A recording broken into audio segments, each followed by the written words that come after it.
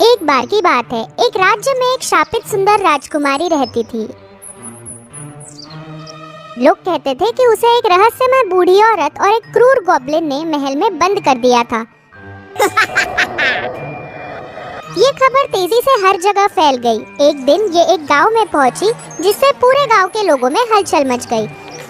क्या शापित राजकुमारी जो महल में कैद है? हाँ, ऐसा कहा जाता है कि अगर कोई वहाँ जाकर बूढ़ी औरत की 3 चुनौतियों को पार कर लेता है तो वो सुंदर राजकुमारी को बचाने, उससे शादी करने और महल का मालिक बनने में कामयाब हो जाएगा। लेकिन अगर वो ऐसा नहीं कर सका तो उसे उसका परिणाम भुगतना होगा। 3 चुनौतियाँ बहुत कठिन है। ये खबर जेक नाम के एक लड़के तक पहुंची। जेक अपने पिता और छोटे भाई काई के साथ एक छोटे से घर में रहता था। दोनों भाई बहुत अलग थे। काई मेहनती, दयालु और अक्सर अपने पिता की मदद करता था, जबकि जेक आलसी और क्रूर था।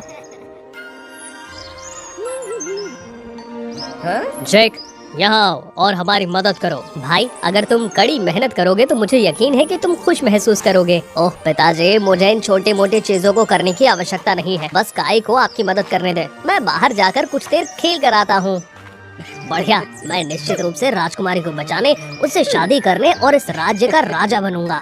तब मेरा जीवन सोने, चांदी और शक्ति से भर जाएगा। घर वापस आकर जेक ने जो कुछ भी सुना था वो सब बताया और अपने पिता से राजकुमारी को बचाने के लिए महल में जाने की अनुमति मांगी।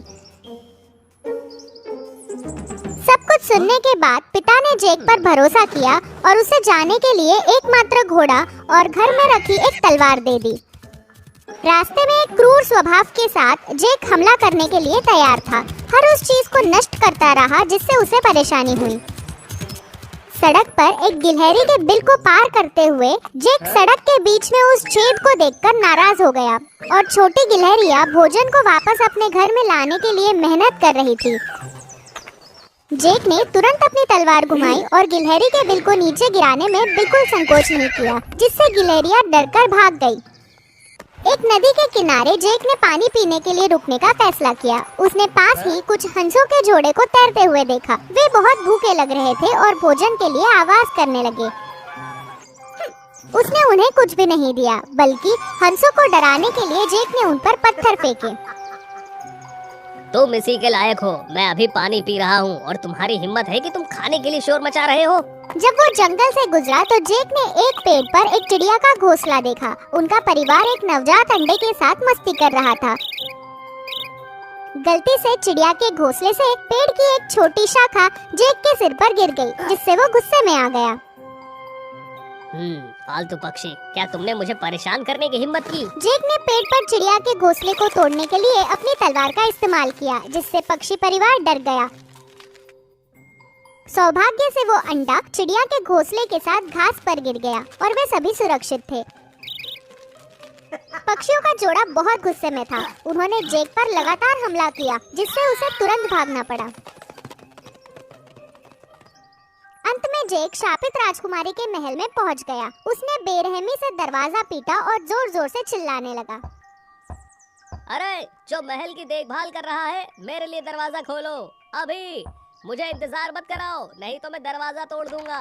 जब दरवाजा धीरे से खुला तो जेक का स्वागत करने के लिए एक बहुत ही बदसूरत बूढ़ी औरत वहां आई। नमस्कार युवक, मैं इस जगह की शासक हूँ। मैं आपकी कैसे मदद कर सकती हूँ? बूढ़ी औरत, क्या तुम बहरी हो? मैं यहाँ इतने लंबे समय से इंतजार कर रहा हूँ। मैं जैक हूँ और मैं यहाँ राजकुमारी को बचाने। बेशक, लेकिन पहले तुम्हें मेरी 3 चुनौतियों को पार करना होगा। क्या चुनौती? तुम मुझे चुनौती दोगी? मुझे भी किसी चीज से डर नहीं लगता, तो जल्दी करो और चुनौती देना शुरू करो।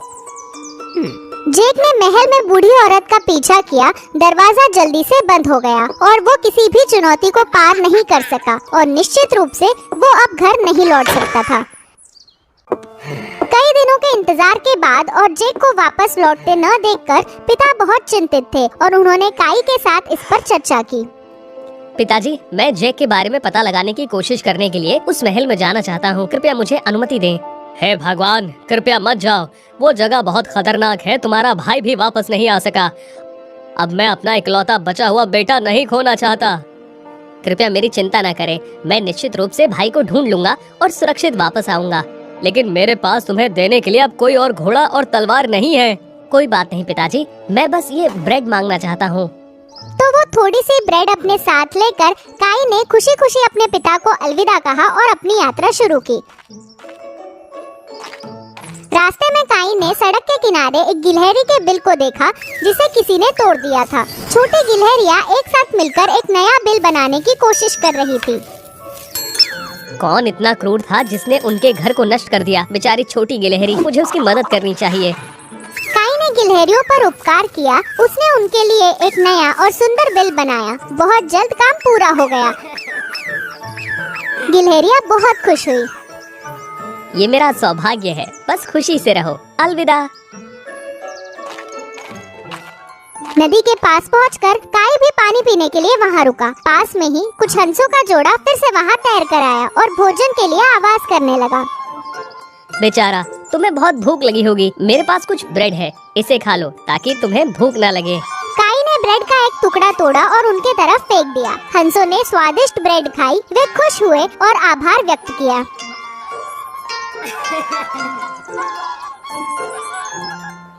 काई ने जंगल में जाना जारी रखा। रास्ते में उसने एक चिड़िया का घोंसला अंडे के साथ घास में पड़ा हुआ देखा। पक्षी परेशान थे क्योंकि वे नहीं जानते थे कि अपना घोंसला और अंडा पेड़ की शाखा पर वापस कैसे लेकर जाए। दयालु काई ने चिड़िया का घोंसला और अंडे को वापस पेड़ पर रखने में उनकी मदद की। पक्षी परिवार ने खुशी खुशी उसका आभार व्यक्त किया। काई ने खुशी खुशी उन्हें अलविदा कहा और महल की ओर चल दिया। वहां पहुंचकर काई ने विनम्रता से दरवाजा खटखटाया और धैर्यपूर्वक प्रतीक्षा करने लगा। बदसूरत बूढ़ी औरत उसका भी स्वागत करने के लिए वहां आई। अरे लड़के, तुम कौन हो और यहाँ क्या कर रहे हो? मैं काय हूँ। मेरे भाई को खोजने की कोशिश करने के लिए यहाँ आया हूँ। क्या आप जानती हैं कि मेरा भाई कहाँ है? तो सबसे पहले तुम्हें मेरी 3 चुनौतियों को पार करना होगा।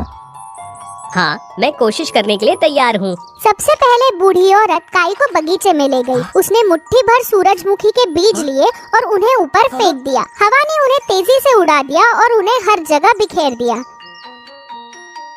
तुम्हारी पहली चुनौती है कि 1 घंटे में तुम्हें सूरजमुखी के सभी बीज उठाकर इस थैले में वापस डालने हैं। याद रखना, मैं 1 घंटे में वापस आ जाऊंगी। ये चुनौती मुश्किल लग सकती है, लेकिन अगर मैं कोशिश करूंगा तो मुझे लगता है कि मैं उन्हें पार कर जाऊंगा। काई ने काम करना शुरू किया। उसने सूरजमुखी के बीज उठाकर थैले में डालने की कोशिश की, लेकिन कोई फायदा नहीं हुआ। जब काई उदास था और उसे नहीं पता था कि अब क्या करना चाहिए, तभी काई ने जिन गिलहरियों की मदद की थी वो वहाँ आ गई। वे काई की आभारी थे, इसलिए उन्होंने बगीचे में गिरे सूरजमुखी के सभी बीजों को उठाने में उसकी मदद की। ओह, बहुत बहुत धन्यवाद दयालु गिलहरियों। तो अब मेरा थैला सूरजमुखी के बीजों से भर गया है। जब बूढ़ी औरत लौटी तो उसे आश्चर्य हुआ कि काई ने सूरजमुखी के सारे बीज उठा लिए थे। अच्छा काम, मुझे नहीं लगा था कि तुम ये कर सकते हो। तुमने पहली चुनौती को पार कर लिया। अब दूसरी चुनौती के लिए आ जाओ। बूढ़ी औरत काई को नदी के किनारे ले गई और अपनी अंगूठियां नदी में फेंक दी। ये मेरी 12 अंगूठियां हैं। आपका काम है 1 घंटे के अंदर उन सभी को ढूंढना।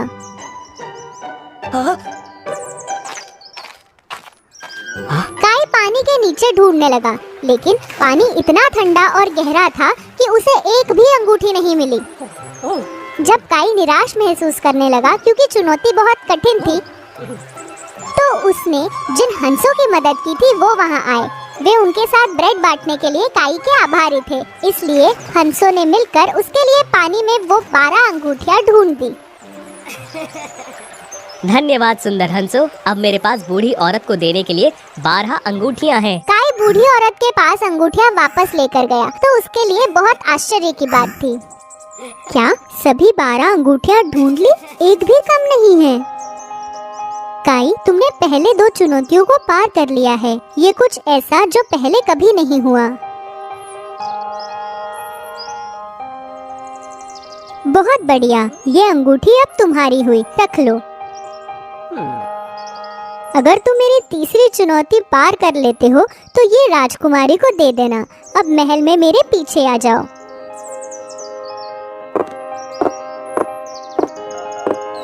जैसे ही वो हॉल और गलियारों से गुजरा, काई ने देखा कि महल के दरवाजे के अंदर तक कई पत्थर की मूर्तियां खड़ी थी, जिसे देखकर वो आश्चर्यचकित रह गया। ये माहौल कितना अजीब है, वे पत्थर की मूर्तियाँ जीवित लगती हैं। रहस्य में बूढ़ी औरत काई को एक विशाल कमरे में ले गई, लेकिन वहाँ बहुत अंधेरा, उदासी और डरावना था।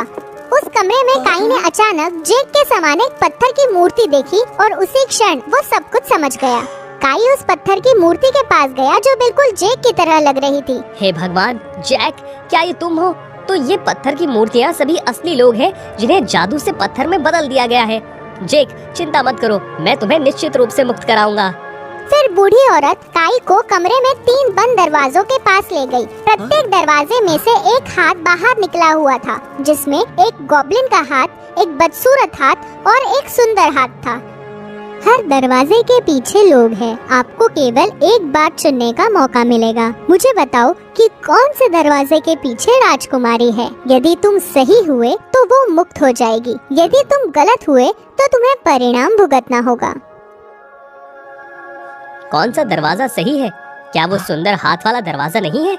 नहीं, अगर ये इतना आसान होता तो मुझसे पहले यहाँ आने वाले सभी लोगों के साथ इतना बुरा ना हुआ होता। जब काई को अभी भी समझ नहीं आ रहा था कि कौन सा दरवाजा चुनना है, उस समय उसकी मदद करने 2 पक्षी खिड़की से कमरे में उड़कर आए। वे बूढ़ी औरत के चारों ओर उड़ने लगे, जिससे वो घबरा गई।